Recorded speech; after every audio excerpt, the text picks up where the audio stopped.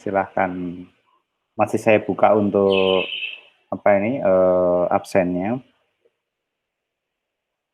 Oke, kita mulai. Selamat pagi. Assalamualaikum warahmatullahi wabarakatuh. Waalaikumsalam warahmatullahi wabarakatuh. Baik, hari ini kita akan melanjutkan pembahasan kita, diskusi kita mengenai masih di seputar apa namanya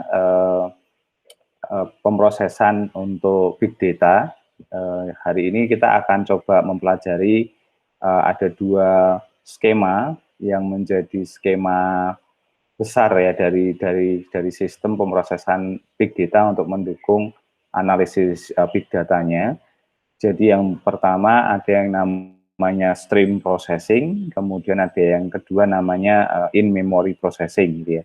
Nah, kita akan mempelajari dulu bagaimana pola pemrosesan di stream processing gitu ya. Jadi ini salah satu metode atau cara yang dipakai dalam big data untuk melakukan processing yang mendekati real time. Jadi kalau kita sering mendengar kata real time analysis atau real time processing, dalam bayangan kita biasanya real time itu seketika atau instan. Nah, tetapi kalau kita berada di belakangnya atau di belakang dapur dari pemrosesan itu sendiri, nah mungkin ya real time itu hampir impossible ya. Tetapi real time jika dikasih beberapa constraint waktu, dalam artian misalnya oke lah kalau data itu muncul setelah 1 sampai 3 detik berikutnya misalnya, nah itu masih ada toleransi waktu, kita bisa sebut real time. Tapi kalau real time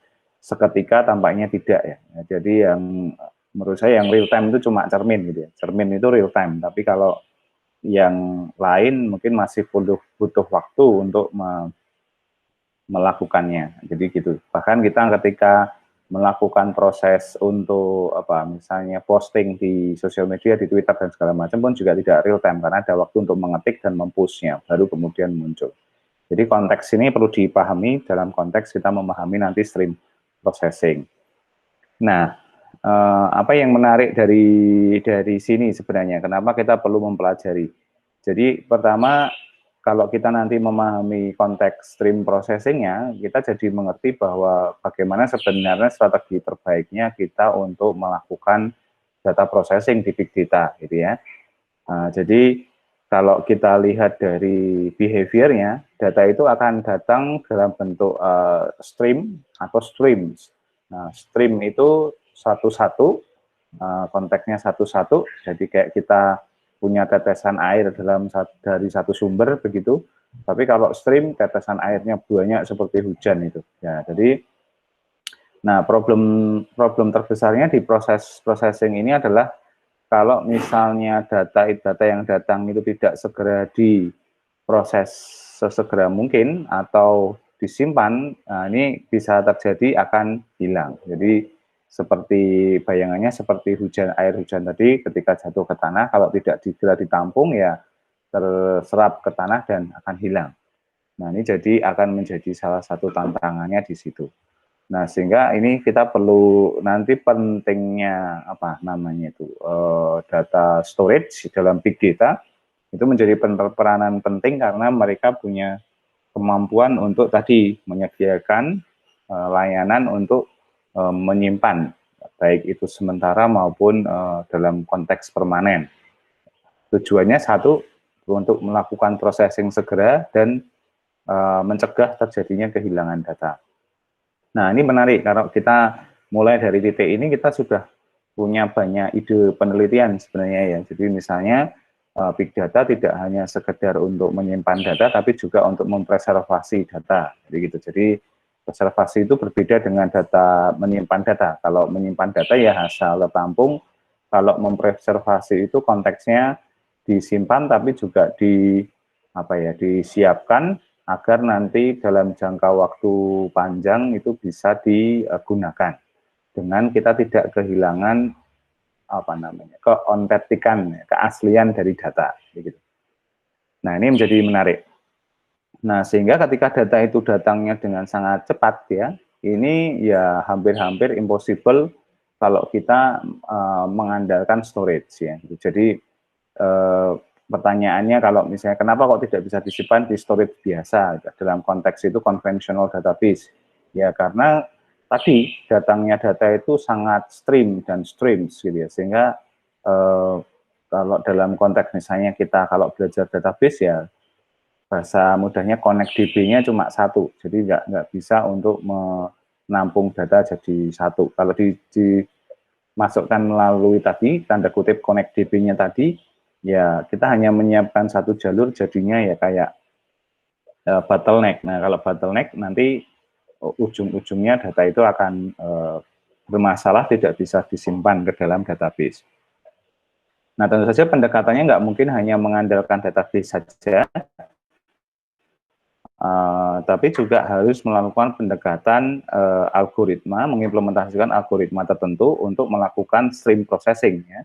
Nah ini diperlukan karena pertama ya kita harus make useful sample of stream. Jadi kita harus punya bentuk-bentuk sampel-sampel yang baik untuk melakukan yang di proses stream. Kemudian ini melakukan filtering, bagaimana kita bisa menghilangkan mungkin beberapa hal yang tidak perlu kita simpan. Nah, jadi ada pentaspihan, gitu ya. Jadi atau penyaringan terhadap data yang masuk melalui stream. Karena kadang ya stream itu masuk ya suka-suka, gitu ya, sesuai dengan dari provider datanya. Dan kemudian bisa melakukan estimasi number of different element in stream.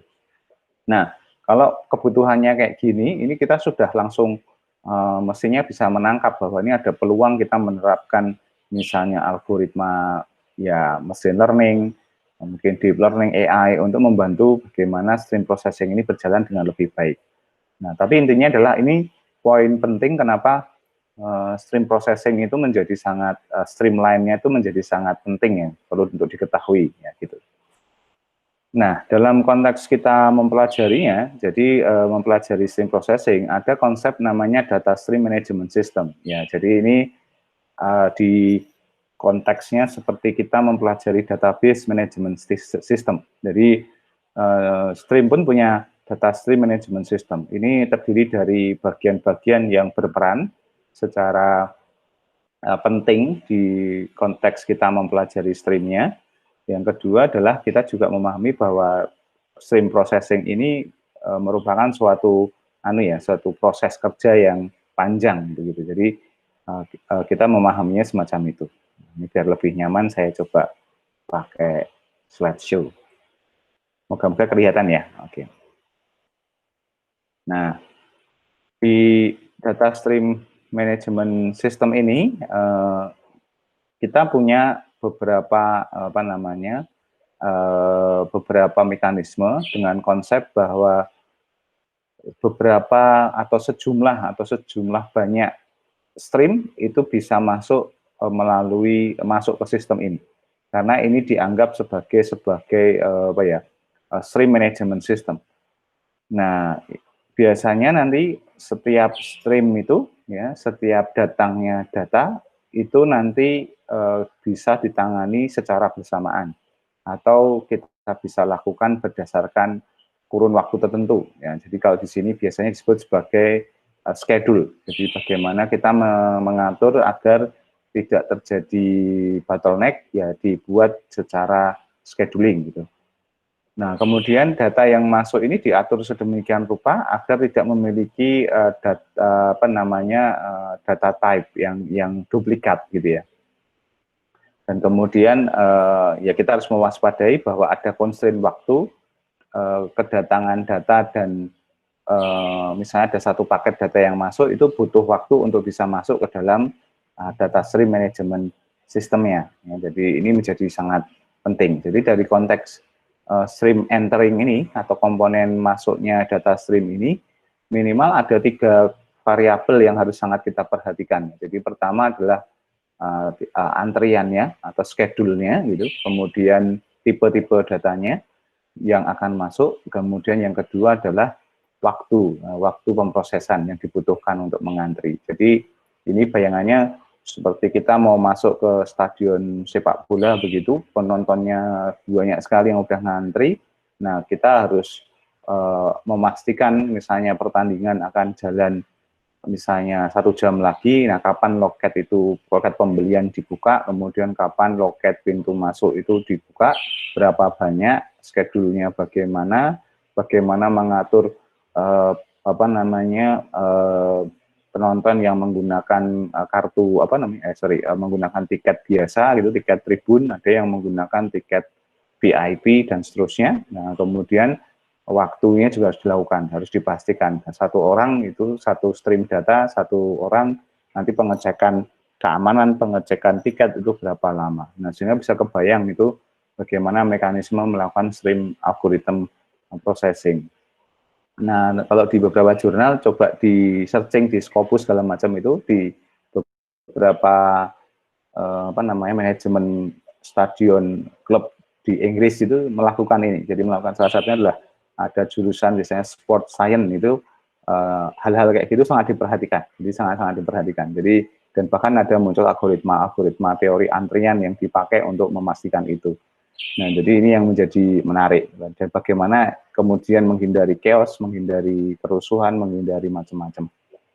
Nah, itu poin pertama. Nah, poin pertama ini aja menurut saya sudah menjadi salah satu fokus penelitian yang menarik sebenarnya. Kalau kita mau agak misalnya membuat paper atau jurnal atau mungkin tesis yang agak tidak biasa dalam artian yang sangat dalam begitu ya. Ini menarik sekali. Kita eksplorasi beberapa algoritma semacam first in first out, prioritization, commodity base atau yang lain yang bisa diimplementasikan di stream entering itu akan sangat-sangat membantu sekali.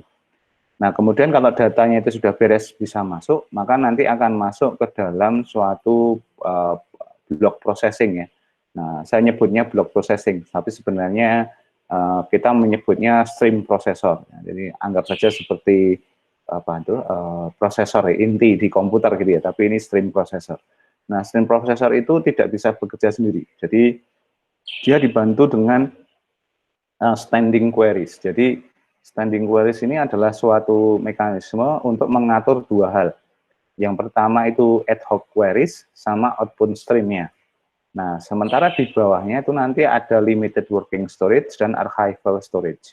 Nah, jadi mudahnya adalah ketika kita punya banyak data yang mau masuk, misalnya begitu, nah kita sudah menyiapkan beberapa manajemen pola atau alur yang nanti itu bisa membantu ketika terjadi query yang sifatnya ad hoc atau sementara. Jadi misalnya user pengen melihat nih, memview data saya ada berapa banyak atau yang sudah masuk. Nah, itu bisa tidak perlu harus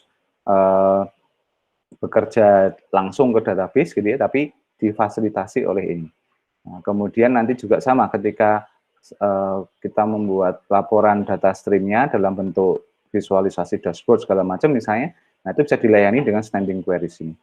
Nah, di stream processor ini fokus ada dua, bagaimana data ini tertampung secara limited di working storage ini ketika terjadi query-query yang diperlukan, dan kemudian menyimpannya secara agak lebih permanen di archival storage. Nah, jadi kalau kita lihat berarti ada satu stream entering komponen, ya, kemudian stream processor, di dalamnya ada subsistem namanya standing queries, ada fungsi ad hoc queries sama output stream, dan dibantu dengan dua mekanisme storage, yaitu limited working storage dan archival storage.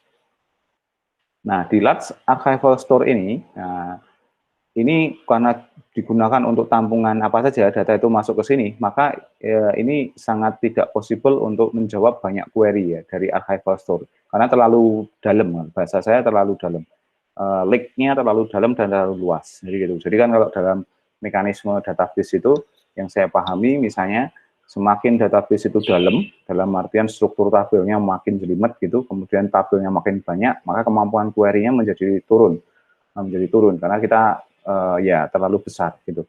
Nah, jadi sama juga sama semacam itu. Nah, kemudian hanya bisa digunakan untuk beberapa hal yang sifatnya khusus ya. Ketika ada keperluan khusus untuk misalnya deep dive analytic, itu bisa dilakukan di sini.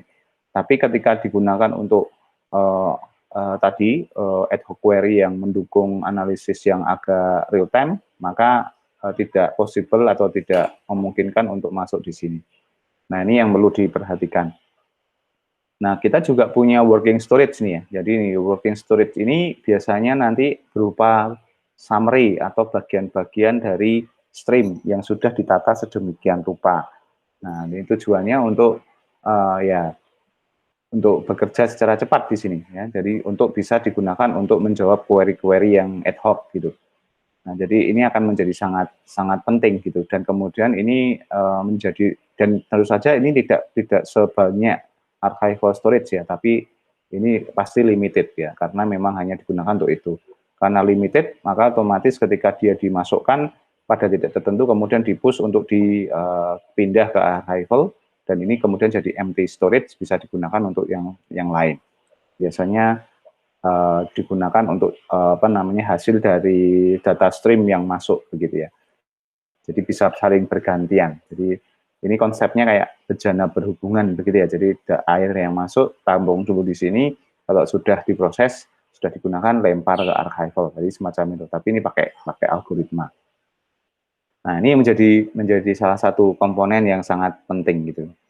Nah, sehingga otomatis kalau kita melihat ini secara resource infrastruktur, berarti kan kita butuh space dan juga memori untuk menjalankan fungsi limited working storage dan archival storage. Dalam implementasinya, stream processing ini memang dibuat dalam satu engine tersendiri ya. Jadi kayak gitu. Kalau di Apache ada namanya teknologi Airflow, Apache Airflow. Nah, ini dia bisa memanage kebutuhan ini. Nah, kemudian ada juga namanya standing queries ya. Standing queries ini query-query yang sudah disiapkan di awal, sifatnya permanen untuk dieksekusi dan ditargetkan untuk memproduce output ya dengan ukuran waktu yang sesuai yang diinginkan atau appropriate times. Nah, jadi ini query-query yang menyebabkan kita punya kemampuan untuk menghasilkan misalnya real time data, dalam konteks ini ya di dashboard segala macam. Nah, kemudian kalau ad hoc query, ini current state of stream, jadi untuk melihat pada suatu waktu tertentu. Nah, ini contoh dari standing query ya, ini bisanya stream produced by the ocean surface temperature sensor. Jadi kalau misalnya ada sensor suhu yang dipasang di permukaan laut, mengirimkan data ke big data infrastruktur kita, nah nanti stream akan memproduce hasil sensor dari perhitungan suhu yang saat itu terjadi. Nah, ini bisa menjadi semacam itu. Kemudian nanti dia punya mekanisme misalnya ditambah dengan standing query untuk menghasilkan early warning gitu, misalnya temperaturnya mendekati atau melewati ukuran tertentu. Nah, itu bisa dilakukan. Nah, ini contoh-contoh ya. Jadi standing queries itu ya semacam query-query yang fix gitu ya, yang arahnya untuk ke output gitu. Nah, kemudian misalnya setiap saat ketika terjadi ada yang membaca adanya kemunculan produk baru, nah, misalnya kalau kita di artikel berita kita bisa melihat misalnya 10 recent news yang dibaca orang, yang diakses orang, itu bisa dihasilkan dari situ. Sehingga kita nggak perlu lagi setiap kali membutuhkan itu kita harus mengquery, tinggal di schedule aja udah bisa. Nah, dan seterusnya. Jadi cukup banyak ya standing queries itu. Nah, sehingga ini bisa jadi nanti pada titik tertentu ada pertanyaan juga atau memunculkan research question, bagaimana kita memanage kumpulan-kumpulan standing queries ini agar berjalan dengan optimal, gitu. Jadi ini akan menjadi salah satu juga titik fokusnya.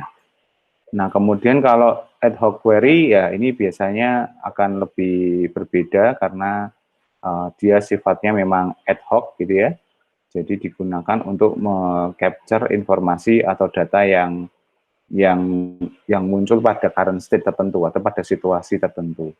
Nah, ini bisa tergantung dengan dengan kebutuhan. Nah, stream processing ini biasanya menggunakan data stream source ya. Contohnya seperti sensor data, ya bisa temperatur, GPS begitu. Nah, kemudian ya banyak sekali, bisa juga image data yang dipotret dari satelit misalnya, kemudian surveillance kamera dan seterusnya ya. Terus kemudian bisa muncul juga dari internet and web traffic gitu ya. Jadi bisa digunakan dari situ. Jadi apa namanya, kalau web traffic kita bisa pasang data trap-nya di switch, di IDS atau di IPS gitu. Terus kemudian kita analisis data yang keluar masuk itu seperti apa. Kalau website ya kliknya dan segala macam itu menjadi data stream yang sangat penting. Nah, cuma ketika kita berhadapan dengan data-data semacam itu, maka kita punya isu ya. Jadi biasanya low latency data processing. Ya. Jadi ketika datanya banyak, memang memunculkan untuk memproses data itu jadi lama. Jadi atau butuh waktu jeda untuk menyelesaikan pemrosesan data. Nah, sehingga muncul yang namanya latensi. Jadi kecepatan untuk menyelesaikan data processing menjadi sangat rendah. Nah, kemudian muncul juga nanti ada yang namanya fault tolerance ya, mungkin masih ingat di pembahasan sebelumnya. Dan kemudian speckles. Ini adalah ketika kita menggunakan misalnya apa namanya, beberapa node yang bekerja bersama-sama, ada node yang tidak bekerja dengan kinerja yang sama dengan yang lain, atau kita sebut ya dia node yang lemah gitu atau yang slow gitu. Nah, ini juga jadi masalah. Nah, di fault tolerance ini biasanya ya di stream ini jadi lebih apa ya, lebih krusial karena terjadi delay, kemudian terjadi latensi tadi, keterlambatan data, sehingga akhirnya tentu saja kita akan kehilangan momen ya, atau timing ketika melakukan analisis data. Nah, ini jadi masalah. Sehingga datanya kita jadi tidak reliable, kadang dianggap semacam itu, dan seterusnya. Nah, ini jadi harus kita perhatikan. Jadi problem ini juga menjadi menarik untuk dijadikan topik ya, topik penelitian. Bagaimana kita meminimalisir terjadinya fault tolerance atau dalam hal ini mempersingkat delay. Ya. Jadi ini sangat menarik gitu ya. Nah, solusinya tidak hanya dengan kita meningkatkan kapasitas atau spesifikasi mesin, karena kalau itu dituruti terus juga tidak akan menyelesaikan masalah. Nah, sehingga harus ada suatu algoritma tertentu ya untuk kemudian berkontribusi pada apa namanya, mempersingkat atau menyelesaikan masalah delay ini. Nah, kemudian biasanya juga ini kalau misalnya kita menggunakan infrastruktur yang distributed, kemudian menggunakan beberapa jenis model, maka ini membutuhkan long running. Jadi proses jalannya apa? Jalannya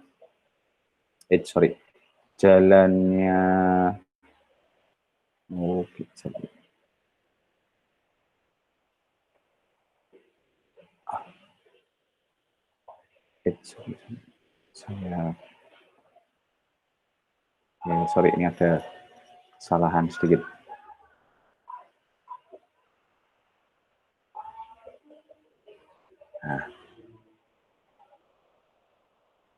Nah, sebentar. Nah, jadi biasanya kalau misalnya kita pakai distributed streaming system, nah biasanya ini akan menjadi problem ketika terjadi long running proses ya. Nah, karena kalau long running proses ini kan butuh waktu pengumpulan data yang banyak, kemudian harus menerima setiap stream itu jadi record, dan kemudian memprosesnya, ini menjadi suatu kompleksitas tersendiri. Nah, nanti kita bahas khusus itu bagaimana menjelaskan itu. Nah, sehingga kita butuh nih beberapa teknologi, tidak hanya apa namanya yang biasa ya, tidak bisa hanya mengandalkan query biasa. Maka kita perlu misalnya menggunakan Storm, TimeStream, bahkan sekarang ada yang namanya MapReduce online. Nah, ini juga kebutuhan untuk sampai ke situ. Nah, kemudian problem berikutnya terjadi biasanya ketika kita ini apa namanya sistemnya itu menghasilkan replikasi. Jadi ya kita harus memahami bahwa konsep dari MapReduce itu di awalnya memang atau di HDFS kan memang replicate data untuk meningkatkan reliabilitas processing data yang lebih cepat. Nah, sehingga replikasi pasti terjadi. Nah, kemudian membutuhkan upstream backup. Nah, ini juga perlu kita waspadai karena tidak semua node dalam big data processing itu bisa bekerja seperti yang kita lakukan. Nah, problemnya adalah kalau kita pakai cluster yang sangat besar, memang ini jadi costly dan kemudian waktu untuk recovery-nya cukup sulit, ya.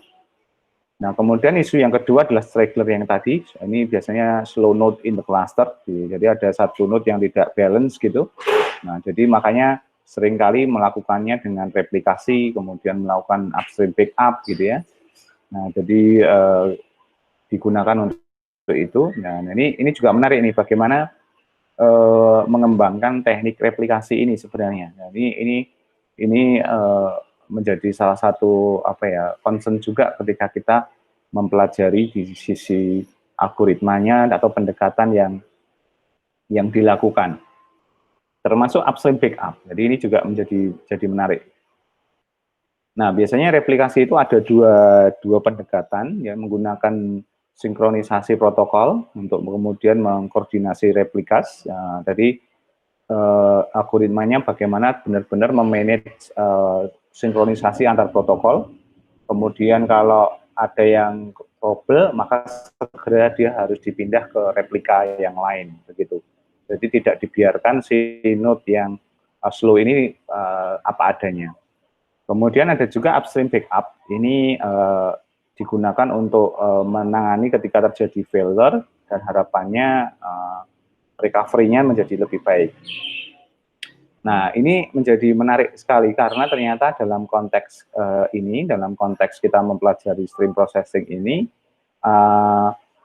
ya kita memang berharap karena misalnya ini data stream kan datanya banyak sekali, jadi dan terus menerus ya, hampir tidak terputus. Maka kita butuh ini long live stateful operator. Nah, jadi node yang reliable sangat gitu kalau bahasa saya. Jadi sehingga caranya memang kita punya semacam primary node, ya, kemudian primary node itu direplika, dan tapi dari replikanya ini kemudian disinkronisasi. Jadi ini topologinya atau arsitekturnya sebenarnya mirip seperti kita punya komputer cluster atau komputer grid di zaman dulu, kalau kita dulu pernah konsep distributed computer. Nah, jadi semakin kita mendistribusikan atau memiliki kapasitas node yang banyak dan sama dan saling bekerja sama pada titik tertentu, kita akan punya tadi long live stateful operator atau reliabilitas yang sangat tinggi gitu. Jadi ini yang menjadi concern-nya. Nah, pada konteks ini sebenarnya saya senang karena kemudian sebenarnya akhirnya teknologi atau arsitektur semacam cluster komputer, distributed computer, kemudian grid, itu kemudian bisa racing lagi atau dibahas lagi, kelihatan pentingnya begitu. Nah, tapi sayangnya nggak banyak ya yang kemudian kembali untuk melakukan riset di sini. Jadi bagaimana sebenarnya arsitektur itu memegang peranan penting dalam performa suatu processing. Nah, ini menjadi sangat krusial. Nah, kemudian nanti setiap ini akan dianggap sebagai operator, ya, yang kemudian satu sama lain akan punya table tracking. Jadi kayak routing table kalau di jaringan komputer dulu. Jadi gitu. Nah, ini jadi menarik. Jadi kalau routing table itu mengirimkan data, kalau ini gimana bagi data yang bagus dan kemudian menciptakan reliabilitas yang tinggi. Nah, kemudian harapannya nanti meminimalisir latency, ya. Jadi jelas ini salah satu caranya. Kemudian bagaimana fault tolerance itu bisa efisien, ya, meskipun tidak bisa kita bilang itu akan hilang, tapi minimal dia akan efisien. Nah, efisien itu ada fault tolerance-nya, tetapi kemudian bisa bisa ditolerir, ya, bisa diterima. Jadi ini menjadi sangat penting. Nah, tetapi tetap ya kita harus memastikan strategi untuk melakukan replikasi dan upstream backup menjadi sangat ketat. Nah, khusus untuk replika, jadi nanti ada minimal ada dua copy dari data yang masuk dalam processing grab.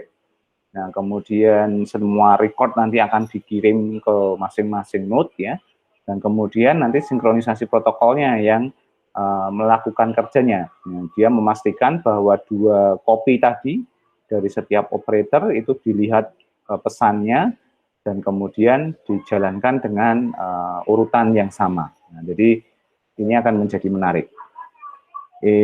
Ya karena ada copy tadi, ada replikasi otomatis ya costly ya dari sisi resource karena seperti infrastruktur harus mengerjakan sesuatu dua hal yang sama di dua node yang berbeda, double gitu. Tetapi ini cukup membantu untuk recover dari failure. Jadi ini yang menjadi salah satu ya trade off lah ya. Nah, kalau kita mau bagus ya harus ada dikorbankan. Nah, kemudian di upstream backup juga sama, each node ini akan menerima semua copy dari pesan dan kemudian akan dikirim ke checkpoint. Tapi ketika node-nya fail, maka ada mesin yang standby yang kemudian akan mengambil alih peran untuk memproses. Dan kemudian ya akan mengirimkan message balik bahwa dia sudah standby dan ya berjalan seterusnya. Jadi seperti seolah-olah tidak diizinkan ada node yang tidak bisa merespon dengan baik. Nah, sehingga ini menciptakan nanti high recovery time juga. Nah, ini juga sama ya, tetap. Yang menarik adalah semuanya masih belum terlalu efektif ya, tapi karena masih ya semua pasti punya kelemahan. Jadi karena kalau kita melakukan replikasi semua sistem itu efektif, berarti bayangkan itu efek bola salju, replikasinya bisa di mana-mana dan sehingga sinkronisasi juga butuh waktu. Jadi ini akan menjadi salah satu tantangannya, challenge-nya. Nah, sementara di backup sendiri ya slow recovery itu masih menjadi isu yang sangat dominan. Nah, kemudian ini ada algoritma atau cara pendekatan dalam stream, namanya D-stream, discretized streams ya. Ini intinya adalah bagaimana menstrukturisasi komputasinya itu dengan set of short, stateless, and deterministic tasks ya. Jadi kalau ada teori deterministik gitu, maka dia menggunakan konsep itu. Nah, makanya disebut sebagai D-stream ya.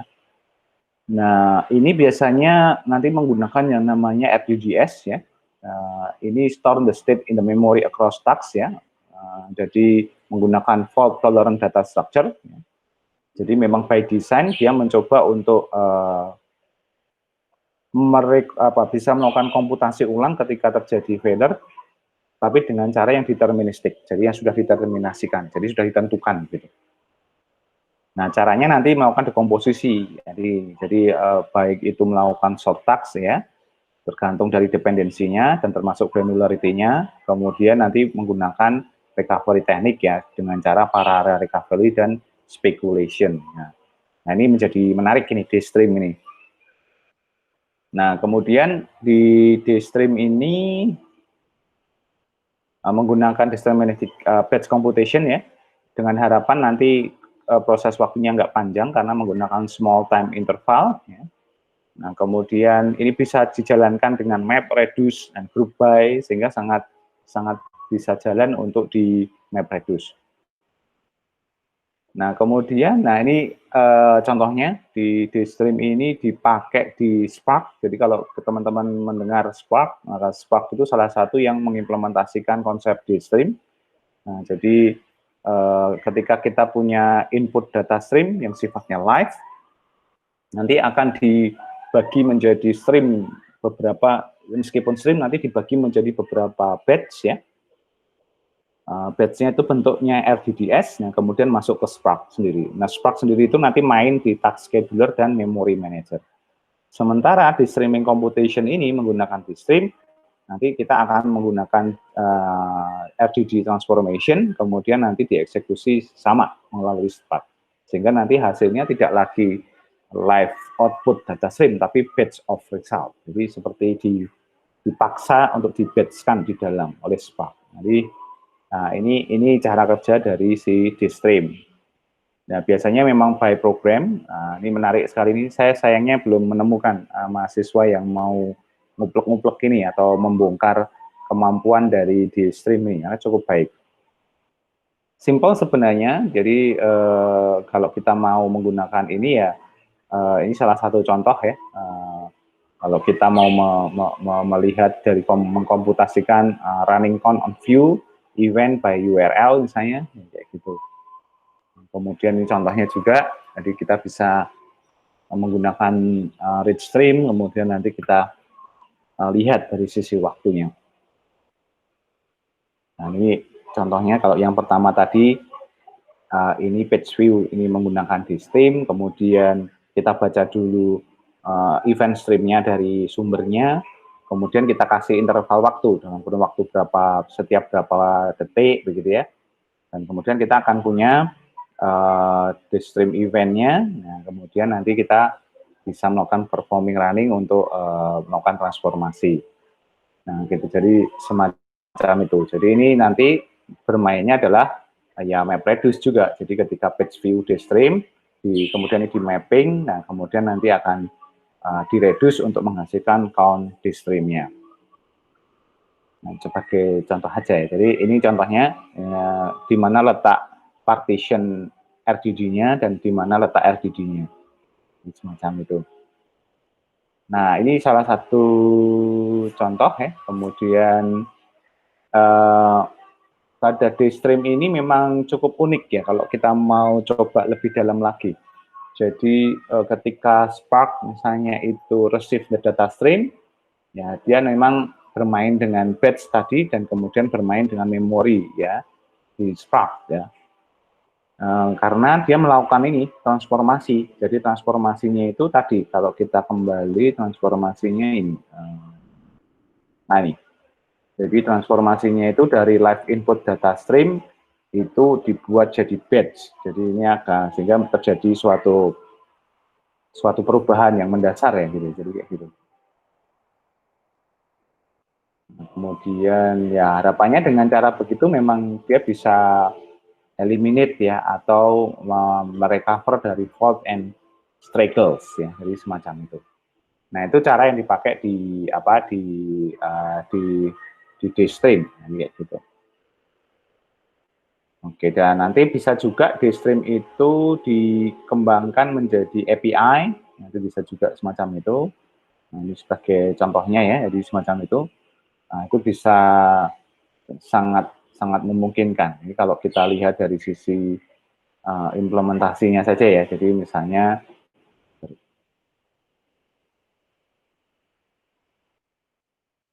jadi kalau kita ngambil dari Twitter, nah kita nanti ya kita sudah memanggilnya, jadi kita tinggal panggil di streamnya menggunakan RDD representing stream data. Nah, nanti kita akan punya semacam batch begitu, nah, kemudian disimpan dalam memori dan terdistribusi gitu. Kemudian nanti kita bisa melakukan model transformation. Kemudian ya kita punya hashtag map-nya gitu misalnya. Dan akhirnya ya kita punya output gitu ya, jadi semacam itu. Nah ini sebagai contoh nanti bisa dilakukan. Nah ini kita bisa bangun dengan menggunakan beberapa cara, mau pakai Scala atau Java, nah itu no problem ya, jadi semacam itu. Oke, itu pembahasan yang pertama tentang stream processing. Nah, yang kedua adalah kita akan coba lihat, kita bandingkan ya, sambil kita bandingkan dengan yang in-memory processing. Nah, jadi ada pendekatan berikutnya yaitu in-memory processing. Nah, jadi di in-memory processing ini pendekatannya agak sedikit berlainan. Jadi dimulai dari kalau kita kemarin belajar tentang MapReduce dan Hadoop, ya distributed processing ini pasti akan menghasilkan suatu data flow ya sebagai acyclic data flow. Banyak aplikasi yang nanti perlu mengekspresikan acyclic data flow ini dengan baik ya.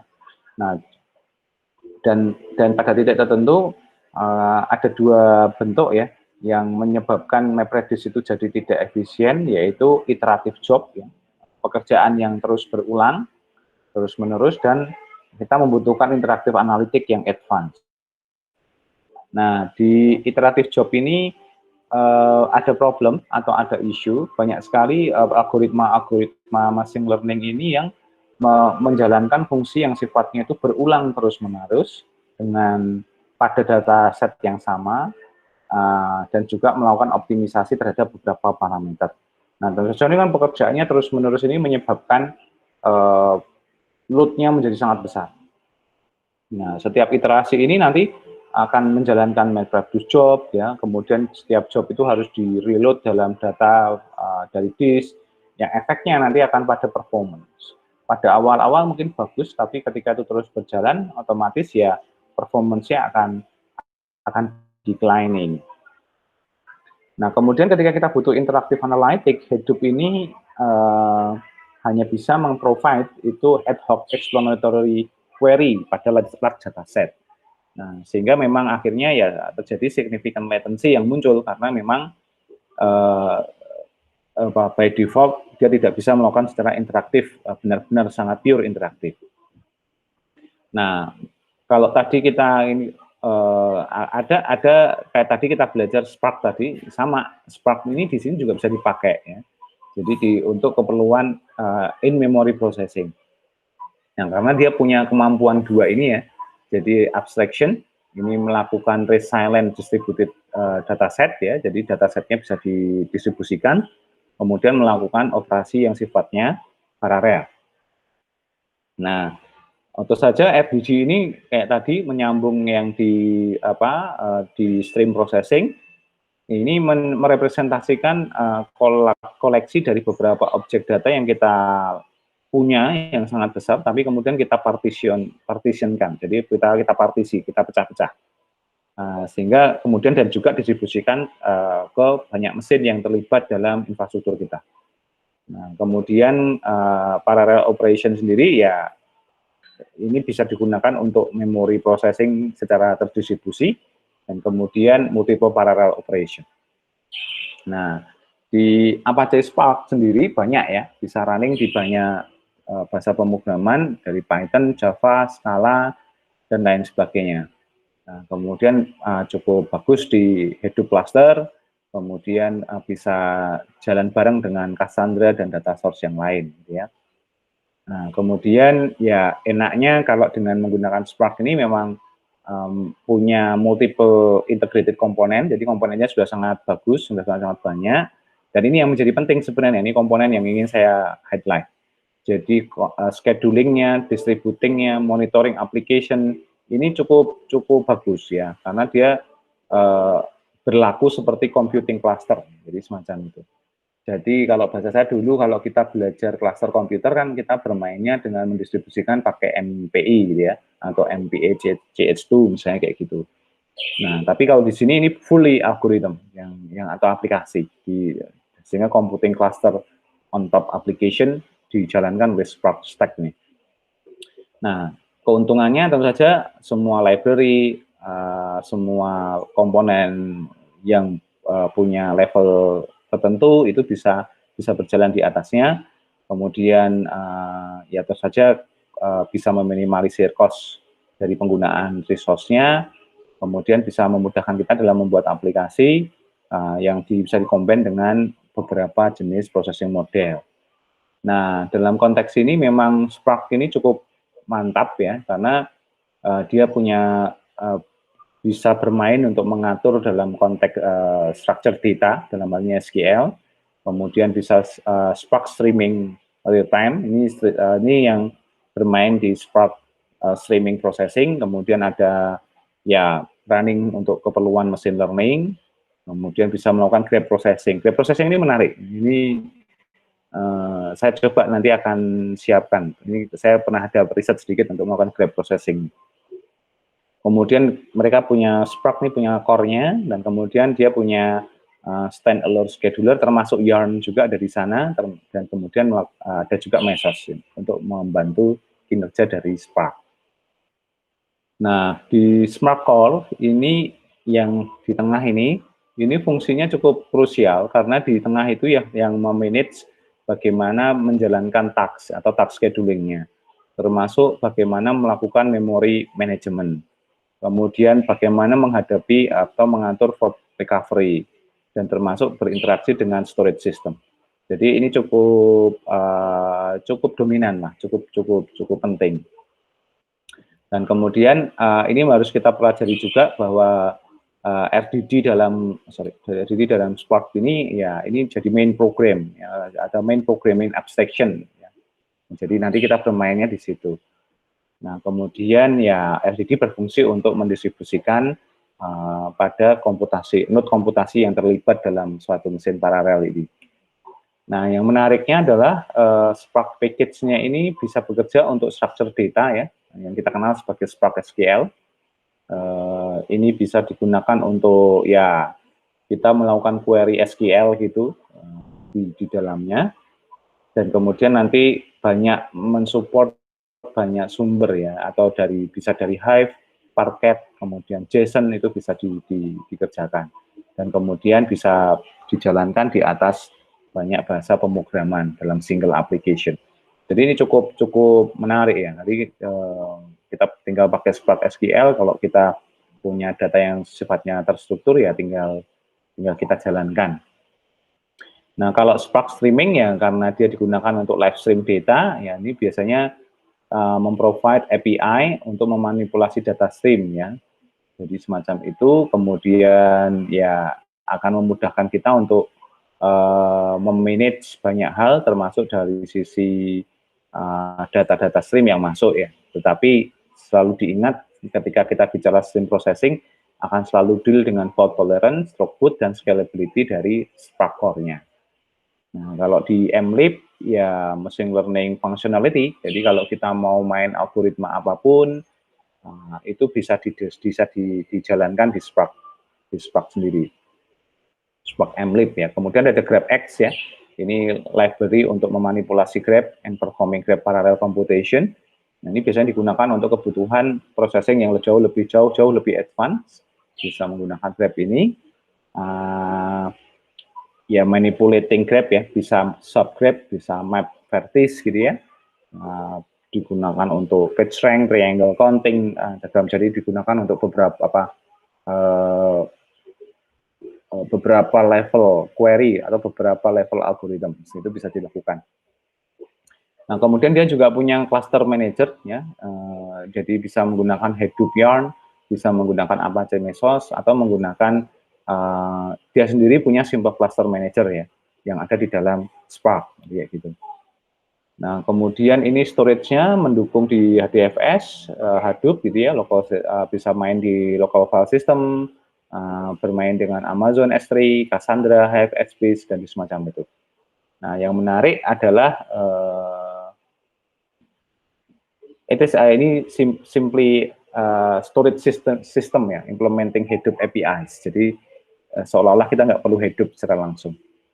Nah, kemudian kita bisa gunakan untuk keperluan interaktif analytic yang mendukung kegiatan data science ya. Nanti bisa pakai Spark Shell.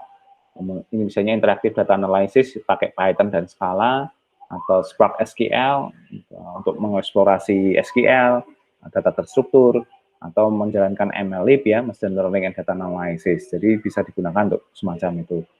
Nah, meskipun ya saya mengatakan ya tidak selalu harus Spark, bisa yang lain juga. Nah, kemudian ada juga production data processing application dan seterusnya. Nah, itu salah satu yang digunakan di sana. Nah, Spark ini perjalanannya cukup panjang ya. Jadi kalau pengen tahu ya dimulai sejak 2009 gitu ya. Kemudian 2013 baru menjadi top level project di Apache Foundation. Jadi ini menjadi sangat menarik. Nah, ini salah satu yang saya impikan. Kita di Dike itu memulai riset-riset yang arahnya semacam ini tracknya. Jadi ini akan sangat luar biasa.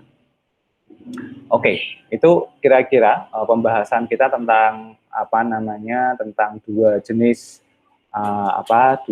tipe processing. Yang satu adalah memory processing, kemudian memory processing, dan yang satu adalah stream processing. Jadi meskipun itu yang menjadi dua baseline tipe processing yang ada dalam big data. Mungkin sebelum saya lanjutkan, kalau ada yang ingin bertanya atau mendiskusikan, sebelum kita melanjutkan presentasi yang minggu lalu yang belum selesai.